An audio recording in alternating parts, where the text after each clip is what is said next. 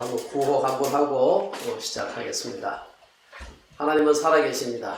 하나님은 살아계십니다. 코로나가 이제 끝날 것 같지가 않지만 그러나 여전히 하나님 살아계시고 그분의 뜻을 이루어가고 있는 줄로 우리가 믿습니다. 오늘은 우리가 지난 시간에 계속 이어서 창세기 말씀을 함께 살펴보도록 하겠습니다. 여러분들이 여러 우리 기독교의 고전들 중에서 신라곤이라고 하는 아마 소설을 아실 겁니다. 영국의 유명한 밀턴이라고 하는 분이 지은 시입니다. 이 신라곤이라고 하는 이 소설은 밀턴이 살던 시기가 17세기 중엽입니다. 이분이 1660년 초반부터 시작해서 한 7년간에 걸쳐 가지고 10권으로 된 책을 쓰게 됩니다. 사실 굉장히 요즘처럼 워드 프로세스가 있고 이래도 사실 10권을 쓴다는 건 굉장히 힘든 일이에요. 그런데 이 10권을 오늘 읽었던 사실 이 부분을 확장해가지고 10권을 쓴 겁니다. 물론 앞뒤에 여러가지 상상력이라든지 여러가지 소설적인 그런 요소를 가미를 했지만 그러나 핵심적인 모티브는 바로 오늘 읽었던 이 말씀이다 이렇게 볼 수가 있습니다. 이 소설에서 밀턴은 도대체 하나님과 인간의 관계가 무엇이고 그리고 인간의 자유, 의지가 무엇이고 또 죄라는 것이 무엇이고 그리고 예수 그리스도를 통한 인간의 구원 문제 이런 걸 다루고 있습니다. 어떻게 보면 대서사시다 이렇게 볼 수가 있는데요. 대천사였던 사탄이 타락해서 하나님에 대항하여 반란을 일으키고 이것을 천사가 진압을 하고 그리고 이제 불구덩이에 모든 사탄들이 떨어지게 되고 근데 불구덩이에 떨어져서 사탄이 이제 좀 정신을 차리고 보니까 불구덩이에 다른 동료 악마들이 많이 와 있거든요. 그래서 이 사탄들을 다시 규합을 해서 하나님 앞에 다시 복수할 것을 결의하게 되고 그리고 이 타락한 천사가 선택한 방법이 하나님께 직접 대항하는 것은 안 되겠다. 그래서 하나님이 창조한 에덴 동산에 아담과 하와라는 사람을 만들었는데 그 중에 하와라고 하는 그 여자에게 접근을 해서 그를 유혹하자. 그래가지고 그를 유혹해서 선악과를 따먹고 오늘 우리가 보았던 그런 일이 일어나는 것을 기록을 하고 있습니다. 이 신라곤의 주제는요. 물론 오래된 고전이기도 하지만 굉장히 많은 여러 다른 문학 작품들의 일종의 모티브를 제공을 합니다. 예술의 소재가 되기도 하고요. 그림도 그리고 소설도 또 나오게 되고 조각도 나오고 여러 가지 많은 상상력의 나래를 펴게 됩니다. 근데 왜 신라곤을 밀턴이 썼을까? 제가 오늘 말씀드리고 싶은 요 문제. 왜 썼을까? 왜 그렇게 긴 10권에 이르는 책을 가지고서 인간의 죄가 어디서 왔는가, 이 인간의 비참함이 어디서 왔는가를 추구하기 위해서 그 긴 글을 썼을까? 이것은 밀턴의 인생과 인생 역전과도 굉장히 밀접한 관련이 있습니다. 제가 읽어보니까 밀턴은 1608년에 런던의 아주 부유한 가정에서 태어났습니다. 그리고 대학도 요즘 대학 많이 가지만 그 당시 대학 가는 사람이 아주 소수였는데 케임브리지 대학의 화이스트 칼리지라고 하는 데를 졸업을 하고 석사까지 하고 굉장히 정말 교육도 많이 받았죠. 근데 이제 청교도 집안이에요. 그래서 그때 마침 일어났던 크로멜 공화정에 참여하게 됩니다. 그리고 크로멜의 이분이 라틴어를 굉장히 잘해가지고 크로멜의 라틴어 비서관으로 근무를 하게 됩니다. 여기까지는 그의 인생이 아주 승승장구하는 것 같았어요. 사실은 크로멜 장군의 최고 지도자의 라틴어 비서관을 했으니까 요즘 같은 청와대 비서실장이나 이 정도 안 했겠습니까? 이때까지는 정말 잘 올라갔는데 그 뒤에 그의 나머지 22년의 인생은 인생에서 가장 비참한 고통을 겪게 됩니다. 우선 그는 44살이 되던 1652년에 농내장으로 요즘 농내장 치료도 하고 합니다만 그 당시에 농내장 심해지면 그냥 실명하는 겁니다. 시력을 잃었습니다. 우리 여러 감각기관 중에서 시력을 잃는다는 것이 얼마나 고통스러운가 알지 않습니까? 또는 그는 아내와 아들이 죽는 시련을 또 겪었습니다. 그리고 그가 52세가 된 1660년에는 크로멜 장군이 그 공화정 혁명을 했는데, 청교도 혁명을 했는데 왕정 복고가 돼요. 그러니까 어떻게 됩니까? 완전히 이거는 반역죄인이 된 겁니다. 이래가지고 이때 그 목숨을 건진 것만도 천행이었죠. 모든 재산을 몰수당하고 엄청난 정치적인 타락을 받게 됩니다. 실명, 삶의 고통, 또 가정 불화로 인한 절망과 이 고독, 한때 청교도로서 나도 성직자가 될까 이런 꿈을 꾸었던 밀턴이었지만 처절한 인생의 고통의 밑바닥에서 자연적으로 그가 집중했던 것이 도대체 이 고통의 원인이 무엇일까? 인간의 타락한 이 주제에 마음이 끌리지 않을 수가 없었던 것. 그는 이 인간의 마음속에 있는 악함, 나아가서 만연한 세상의 비참함, 불합리, 부조리, 이걸 설명하지 않고는 견딜 수가 없었던. 왜 이런 일이 일어날까? 사실은 그 인간은 누구나 자신의 상황, 특별히 고통스러운 그런 상황이 다가오게 되면 이게 왜 이런 일이 내게 일어났을까?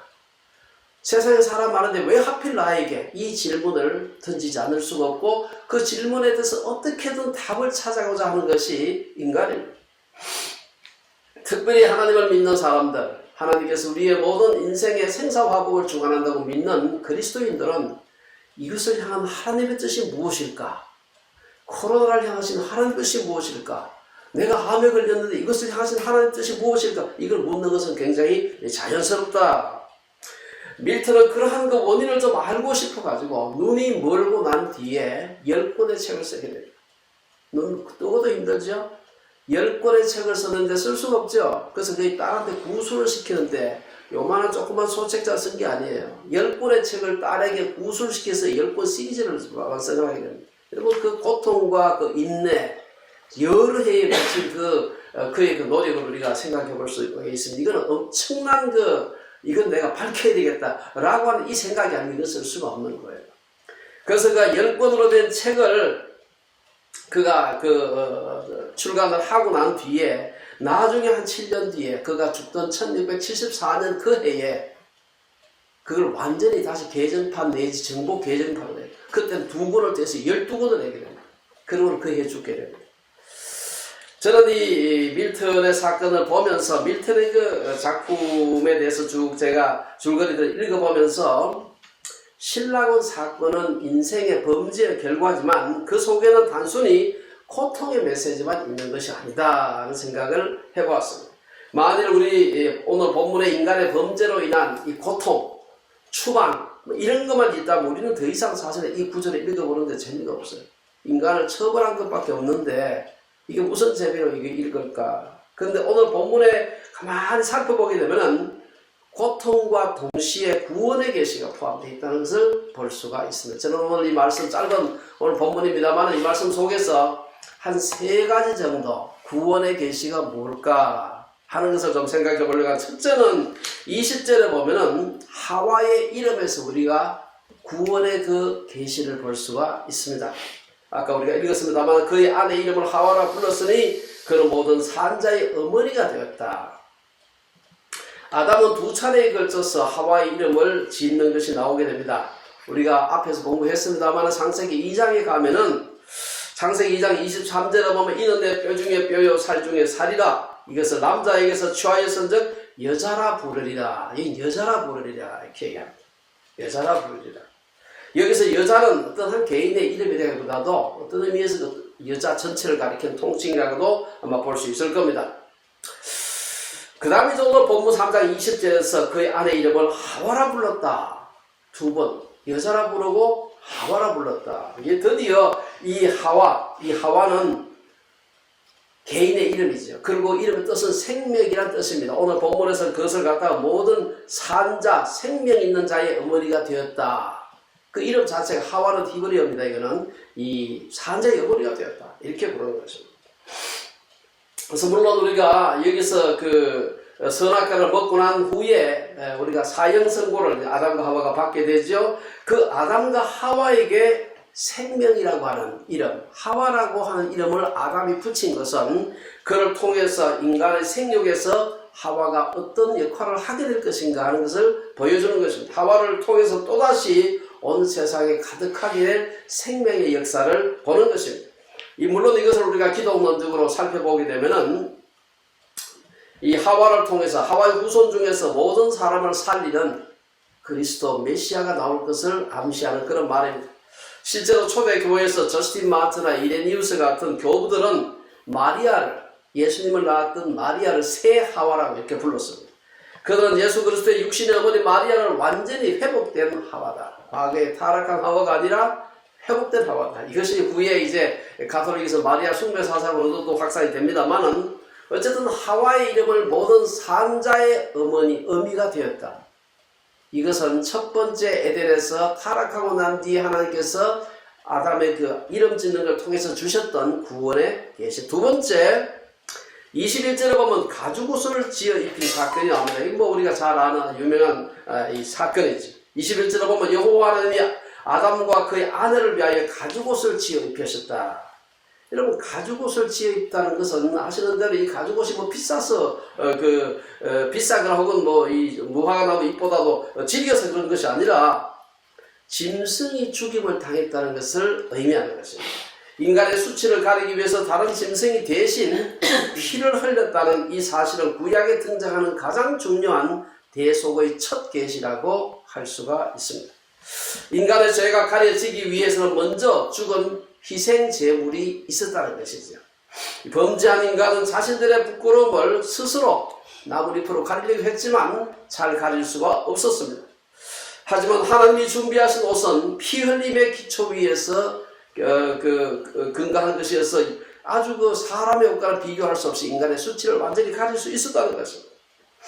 아담과 하와는 자신들이 나무잎 옷을 입고 있을 때는 벗었으므로 부끄러워했다. 나무잎 옷이지만 옷을 입고 있었는데 부끄러워했다. 가릴 수가 없었다는 것이죠. 인간은 스스로 구원의 옷을 입을 수도 입혀줄 수도 없었다는 것입니다. 이것은 하나님만이 하실 수 있는 일이다. 죄로 인한 인간의 두려움과 부끄러움을 덮기 위해서 하나님께서는 희생 제물을 준비하셨습니다. 인간의 죄의 수치를 가리기 위해서 희생된 짐승이 있었다는 사실은 무엇을 의미합니까? 영국의 구약학자 웨넘이라는 분은 가죽옷을 지어 입힌 이 사건을 두고서 하나님은 에덴이라는 지성소에서 친히 대제사장이 되셔서 희생 제물을 죽이셨고 그 가죽으로 인간에게 가죽옷을 지어 입히셨다. 그렇게 얘기를 합니다.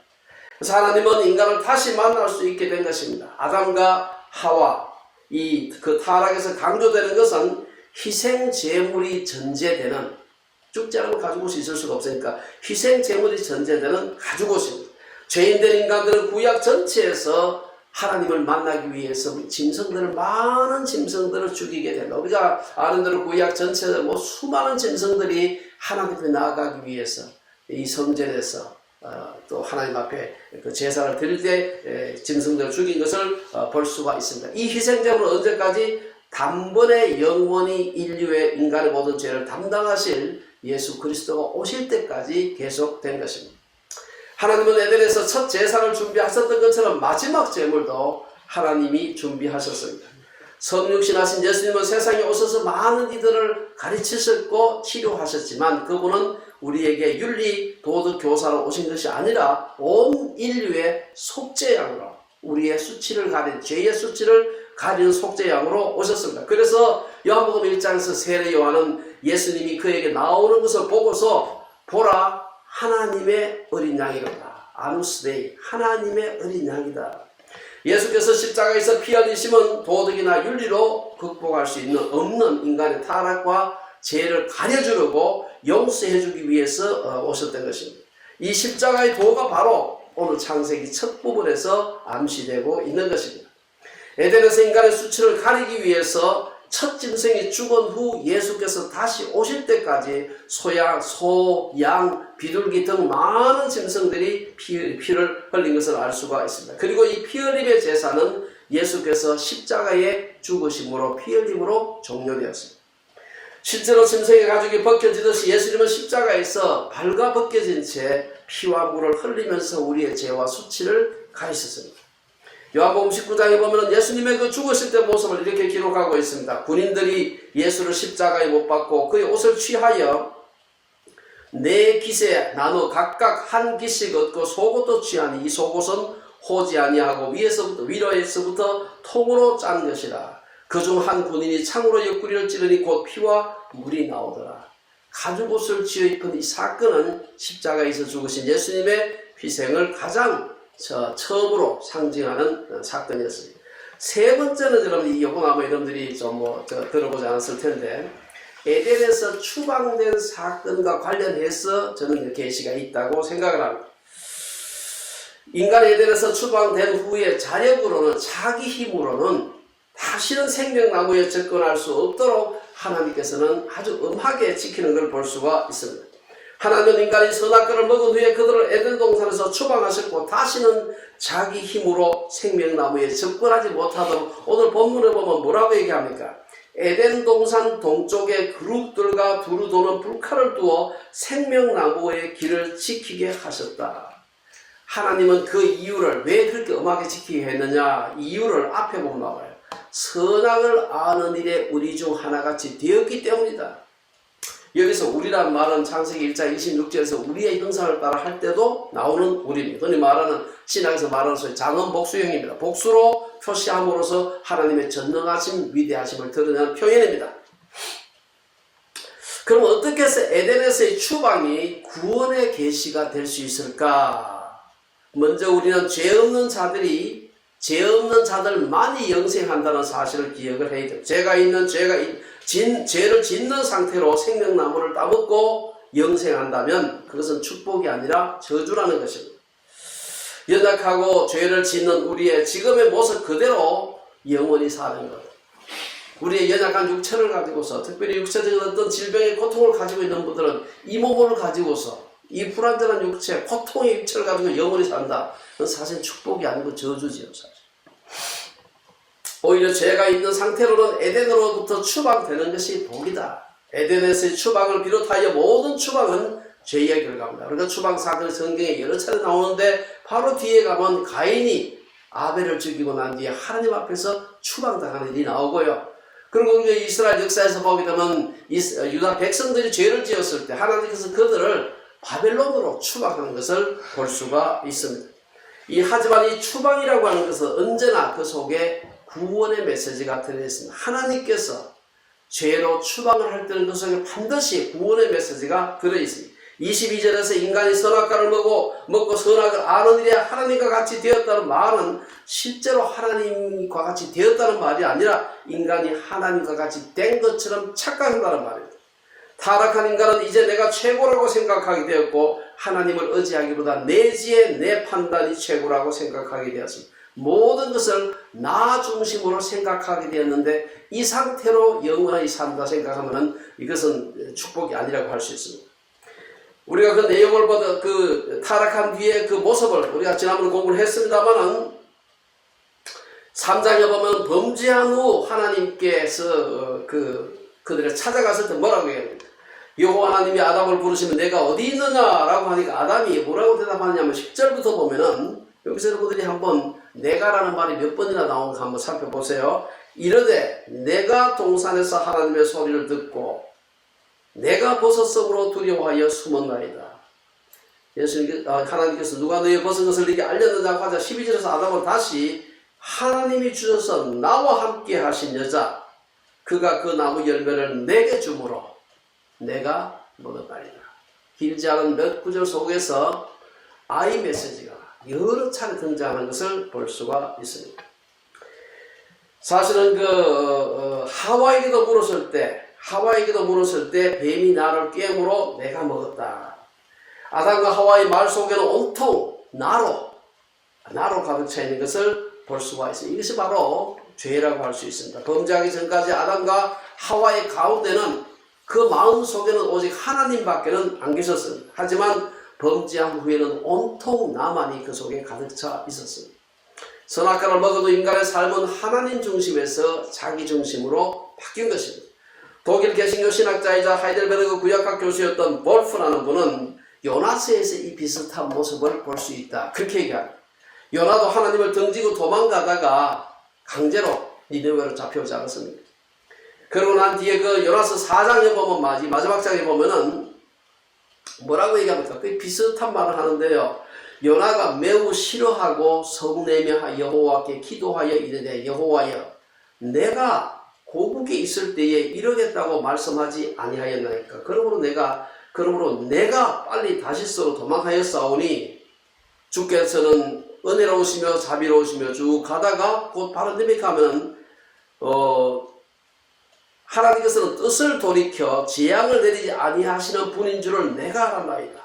3절에도 보면은 여호와여 원하건대 이제 내 생명을 거두어 가소서. 사는 것보다 죽는 것이 내게 나음이니라. 비슷한 이 유비를 볼 수가 있습니다. 범죄함으로 온통 자기 중심이 된 인간이 생명나무 열매를 먹고 영생하는 것은 축복이 아니라 저주라는 것입니다.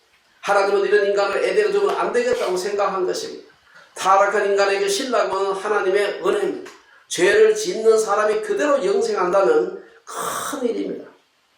저는 최근에 여러분 유튜브에 많은 영상들 중에서 정복자 알렉산더와 징기스칸에 대한 것을 몇 편을 제가 보았습니다. 그러면서 정말 진시 왕자나 다 정복자들이죠. 알렉산더, 징기스칸, 나폴레옹, 히틀러 이런 등등의 역사의 많은 영웅들이라고 우리가 칭송하지만 침략자들입니다. 그들을 저런 사람들이 천국 가서 영생한다면 죄 있는 그대로 산다면 이게 천국이 아니라 지옥이 되지 않겠습니까? 오늘날 많은 사람들이 그들을 위대한 정복자라고 칭송하고 존경하는데 저는 사실 그걸 보면서 멀쩡하게 가만히 있는 사람 찾아가지고 사람을 죽이고 가산을 불태우고 온 나라를 없애고 하는 이런 악한 일을 한 사람들이 그대로 영생한다면 어떻게 될 것인가. 저는 정말 그들을 위대한 정복자라고 칭송하는 사람들에게 그런 생각을 해봤어요. 당신의 가족이 그때 그 현장에 있었다고 생각해봐라. 그런 얘기가 나오나. 세상에 그런 깡패가 없고 그런 조직폭력배가 없었죠. 사실 참으로 감사하게도 그런 정복자들이 대충 오래 산 사람이 별로 없습니다. 우리가 잘 아는 가장 위대한 정복자라고 하는 알렉산더는 불과 33살에 죽었습니다. 33살 죽었으니 망정이지 한 50년 60년 더 살았다면 어떻게 되었을 뻔했습니까? 온 세계가 다 전쟁의 참호 속에 살지 않았겠습니까? 어디 그들만이 죄를 지었습니까? 그들만큼 죄를 짓지는 않았을지 모르지만 오늘 우리 개개인도 생각으로 행동으로 얼마나 많은 죄를 짓는지 모릅니다. 공부를 많이 했다고 더 죄를 덜 짓는 것도 아닙니다. 저는 지난 2020년 올해 8월 4일에서 CBS에서 새롭게 하소서에 출연했던 사람들이 많이 있는데 제가 정말 처음부터 끝까지 긴 걸 사실 제가 다시 봤습니다. 거기 나오는 사람 누군가 하면은 김영서라고 하는 분인데 혹시 여러분 그분이 쓴 책이 보니까 눈물도 빛을 만나면 반짝인다 그런 책을 썼어요. 혹시 들어보셨어요? 예, 제가 그분이 나와서 쭉 끝까지 하는 얘기를 듣고 많은 생각을 했습니다. 이 작가는 9년간 이어온 목사 친아버지의 성폭력, 그 폭력 때문에 그가 고통을 겪으면서 그가 어떻게 지내왔는가를 그 책에 쓰고 있어요. 제가 책을 읽어보진 않았는데 나와서 처음부터 끝까지 쭉 얘기한 걸 들으면서 어떻게 인간이 저렇게 악해질 수 있고 저렇게 거짓될 수 있을까? 그렇게 나쁜 짓을 하면서도 매주 설교를 했다는 것이 도저히 이해가 되지 않아요. 여러분 설교가 누구한테 합니까? 목사 스스로한테 하는 겁니다. 1차적으로 자기한테 설교하는 거예요. 근데 그걸 하루 이틀도 아니고 9년간. 저는 요즘 학자나 설교자들이 저 같은 사람들이 더 큰 심판을 받겠구나 하는 생각을 해봤습니다. 학자나 설교자들의 착각이 무엇입니까? 자기가 가르치고 설교하는 말처럼 자기가 거룩하다고 착각하는 것입니다. 그래서 야고보 사도는 야고보서 3장에서 내 형제들아 너희는 선생된 우리가 더 큰 심판을 받을 줄 알고 선생이 많이 되지 말라. 천국은 죄 없는 자들이 들어가는 곳이고 죄 없는 자들이 영생하는 곳이 천국입니다. 두 번째 오늘 이 마지막 여기 생각해 볼 수 있는 것은 이 에덴의 동편에 있었던 에덴의 동쪽에 있었던 생명나무의 길을 지키는 그룹들과 둘이 도는 불칼입니다. 저는 오늘 이 말씀을 보면서 하나님께서 에덴 동산 동쪽의 그룹들과 둘이 도는 불칼을 두어 생명나무의 길을 지키게 하신 것이 하나님의 은혜요 축복이라고 생각해 보았습니다. 아담과 하와가 에덴 동산에서 쫓겨난 후 다시 돌아오지 못하도록 하나님께서 그룹들과 불칼로 막은 방향이 에덴 동산 동쪽이었습니다. 여기서 우리가 몇 가지 단어를 좀 생각해 볼 필요가 있습니다. 에덴 동산 동쪽, 이 에덴 동산 동쪽은 생명나무가 있는 곳이고 신라곤 이후에 인간이 돌아가고자 하는 그 곳입니다. 하지만 창세기 4장에 보면 가인이 동생 아벨을 살해한 후에 추방된 장소도 비슷한 말로 표현됩니다. 4장 16절에 보면은 가인이 여호와 앞을 떠나서 에덴 동쪽 놋 땅에 거주하더니, 영어로는 에덴 동산에서 동쪽 방향으로 떨어진 에덴 동쪽, 이렇게 적고 있습니다. 근데 오늘 본문에서 3장 24절에서 이 의미는 에덴 내에서 동쪽 이스트 사이드입니다. 지금 이게 비슷한 말인데 달라요. 가인이 쫓겨난 것은 에덴이 있었던 데서 저 동쪽 바깥 동쪽이고, 오늘 본문에서 생명나무가 있던 곳은 에덴 내에서 동쪽 사이드였다. 이거에 헷갈리지 않는 게 좋겠습니다. 에덴 동편 이런 쓴 것은 사실 여러분 소설로도 나왔습니다. 1955년에 보니까 영화로도 됐는데, 만들어졌는데, 존 스타인백이라고 하는 노벨 문학상 수상자가 쓴 자전적 소설 에덴의 동쪽. 이 소설에서 에덴의 동쪽은 창세기 4장에 있는 에덴의 동쪽을 모티브로 해서 쓴 그림입니다. 그 첫 번째 우리가 생각해 볼 수 있는 것은 그 길을 그룹을 통해서, 그리고 두루 도는 불칼을 가지고서 지켰다. 그룹이다. 그룹은 뭡니까? 천사입니다. 지키는 하나님의 사자들이지. 성경에 보면은 성전을 지키는 수호자 역할을 하는 그룹이라. 두루 도는 불칼을 우리 개역 한글에서는 화염금이다. 이렇게 표현하고 있습니다. 여러분 이 말을 잘 한번 볼 필요가 있는데요. 이는 문자 그대로 두루 도는 불칼이다. 빙글빙글 돌면서 전후좌우로 왔다 갔다 하면서 칼이 그러니까 왔다 갔다 하고 돌기만 해도 겁납니다. 불이 붙어서 돈다. 이거는 무슨 말입니까? 아무도 들어올 수 없도록 하나님께서 철저하게 생명나무의 길로 사람이 들어오지 못하도록, 죄를 가진 인간이 들어오지 못하도록 지키신다는 것을 의미하는 것입니다. 다시 어떤 UFO 신봉자들은 이것은 UFO다 이렇게 말도 안 되는 얘기를 하기도 합니다만은 전혀 말이 안 되는 것이죠. 하나님이 두루 도는 불칼을 두어 생명나무의 길을 지키게 하셨다는 것은 하나님이 생명나무의 길을 얼마나 철저하게 지키시는지 보여주는 것입니다. 이런 인간이 자력으로 생명나무에 접근할 수 없다는 것을 의미하는 것입니다. 인간은 구약의 수많은 제사로서 또 생명나무에 접근할 수가 없습니다. 도덕, 철학, 학문, 윤리, 과학 등 다른 어떤 인간적인 방법으로도 사람들은 그 생명나무에 접근할 수 없게 되었습니다. 인간의 구원이 인간적인 방법이나 노력으로 불가하다는 것은 하나님만이 우리를 구원하실 수 있다는 것을 의미하는 것입니다. 하나님은 에덴에서 그룹들과 두루도는 불칼로 생명나무의 길을 막으셨지만 이와 반대되는 사건이 마가복음에서 나오고 있습니다. 마가복음 1장에 보면 예수님이 광야에서 40일을 계시면서 사탄에게 시험을 받으시며 들짐승과 함께 계시니 천사들이 수종들더라 이런 말이 나와요. 여기 보면은 생명나무로 가는 길을 막았던 그룹들이 뭐합니까? 예수님의 수종을 들었다.